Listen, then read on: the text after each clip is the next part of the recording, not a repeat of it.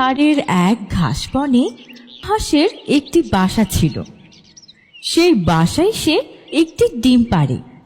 একদিন এক ধূর্ত শিয়াল এসে হামলা করলো মা হাঁসের বাসায়। তুমি এসব কি করছো? তুমি আমার ডিম নিয়ে যেতে পারো না, ওটা আমার ডিম। যদি ভালো চাও তাহলে এক্ষুনি এখান থেকে চলে যাও। আমি তোর ডিমগুলো খাওয়ার জন্য কত আশা করে বসে আছি, আর তুই কিনা আমাকে চলে যেতে বলছিস। আর আমি যদি না যাই তাহলে তুই কি করবি? আমি তোমার সাথে লড়াই করব। যতক্ষণ আমার শরীরে প্রাণ থাকবে ততক্ষণ আমি লড়াই করে যাব। তুমি আমার ডিম খেয়ে তো দেখাও, তোমাকে আজ আমি মেরে ফেলবো। মা হাঁসের এমন ভয়ঙ্কর মাতৃ রূপ দেখে শিয়াল কিছুটা ঘাবড়ে গেল এবং ভয় পেয়ে সেখান থেকে পালিয়ে গেল। ভগবান, তোমাকে অসংখ্য ধন্যবাদ। তুমি সাহস না দিলে শিয়াল আজ আমার ডিমটা খেয়ে ফেলতো। ওই বাসায় মা হাঁস একাই থাকতো, কারণ কিছুদিন আগে এক শিকারী তার সঙ্গীকে মেরে ফেলেছিল। সে এখন শুধু ওই ডিম থেকে বাচ্চা হওয়ার আশাতেই বেঁচে ছিল। ওই শিয়াল আমার বাসা চিনে ফেলেছে, আর জঙ্গলে তো খাবারও তেমন পাওয়া যায় না। আমাকে খাবার আনতে খুব দূরে যেতে হয়। আজকে তো আমি আমার ডিমটাকে বাঁচিয়ে নিয়েছি, কিন্তু ওই শিয়াল যদি খাওয়ার আশায় আবার চলে আসে, আমি একটা কাজ করি, আমার ডিম নিয়ে অন্য কোনো নিরাপদ জায়গায় চলে যাই। এই ভেবে মা হাঁস তার ডিমটি নিয়ে অন্য জায়গায় যাওয়ার জন্য বেরিয়ে পড়ল। ডিমটি রক্ষা করতে গিয়ে তার খুব কষ্ট হচ্ছিল, তবুও সে থামল না। সন্ধ্যা হওয়ার আগে সে নদীর পাড়ে পৌঁছালো এবং সেখানে এক পাখির ছেড়ে যাওয়া একটি ভাঙাচোরা বাসা দেখতে পেল। এই বাসা তো ভেঙে গিয়েছে, মনে হয় না এখানে কেউ থাকে। আজ রাতটা কোনো রকমে এখানে কাটিয়ে দিই, কাল না হয় বাসাটা একটু ঠিক করে নেব। তাছাড়া এখানে থাকলে জল খেতেও দূরে যেতে হবে না। এই ভেবে মা হাঁস সেই ভাঙা বাসাতেই আশ্রয় নিল। আর 2-1 দিনের মধ্যেই আমার ডিম ফুটে সুন্দর ছানা বেরিয়ে আসবে, আর আমার সব দুঃখ দূর হয়ে যাবে। এই ভাবতে ভাবতে সে ঘুমিয়ে পড়ে, কিন্তু রাতে ঘুমের ঘোরে মা হাঁসের ডিম সেই ভাঙা বাসাটি থেকে গড়িয়ে নদীতে পড়ে যায় এবং ডিমটি নদীর জলে ভেসে চলে যায়।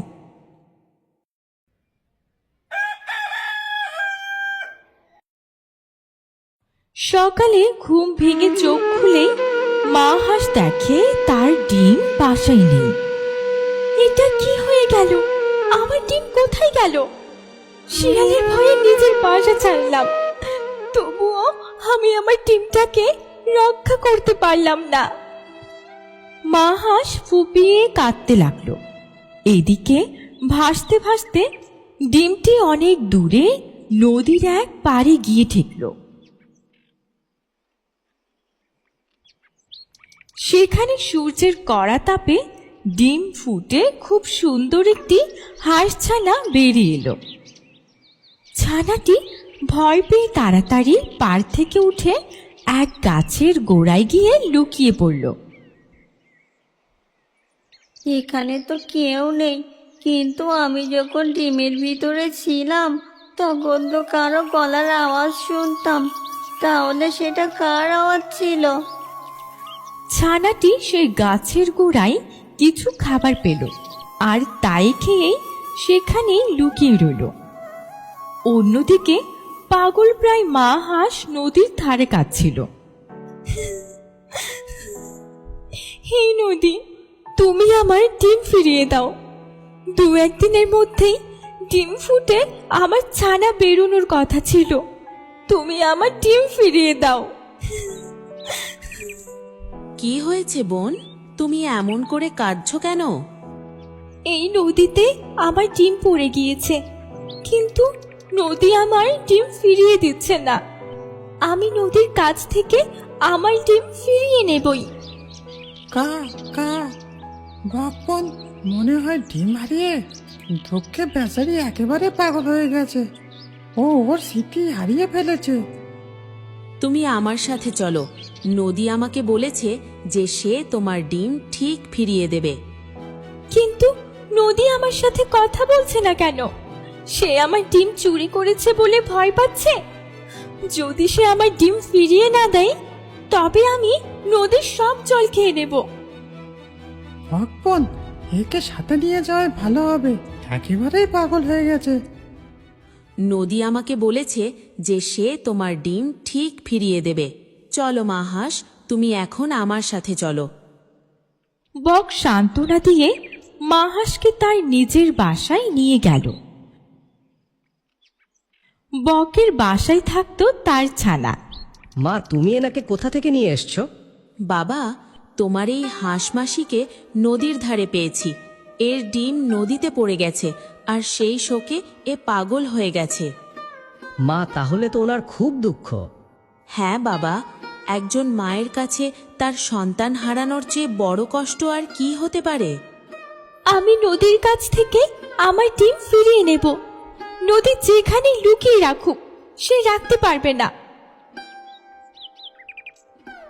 এভাবেই বেশ কয়েকদিন কেটে যায়। নদীর পাড়ে লুকিয়ে থাকা হাঁসছানাটিও একটু বড় হয়। তবে সে এখনো জানতো না যে সে নদীর জলে সাঁতার কাটতে পারে। এদিকে বকের আদরের বকছানাটিও বেশ বড় হয়েছে এবং উড়তে শিখেছে।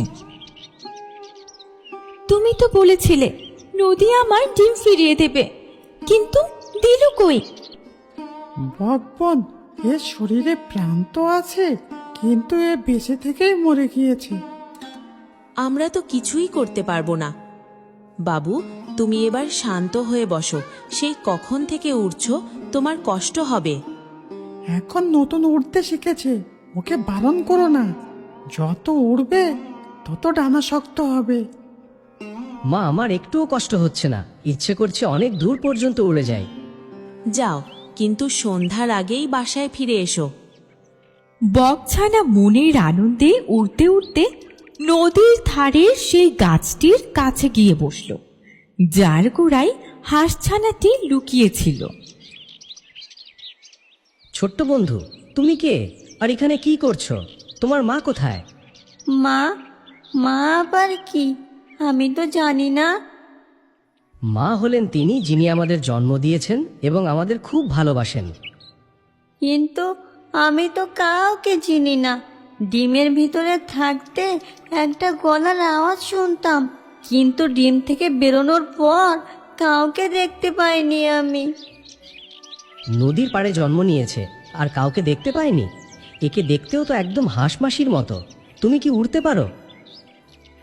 না, আমি তো জানি না কিভাবে উড়তে হয়, আর কোনোদিন তো আমি উড়িও নি। সন্ধে হয়ে আসছে, আমি তাড়াতাড়ি বাসায় ফিরে মাকে সব বলি। বকছানা বাসায় ফিরে বকমাকে সব কথা খুলে বলল।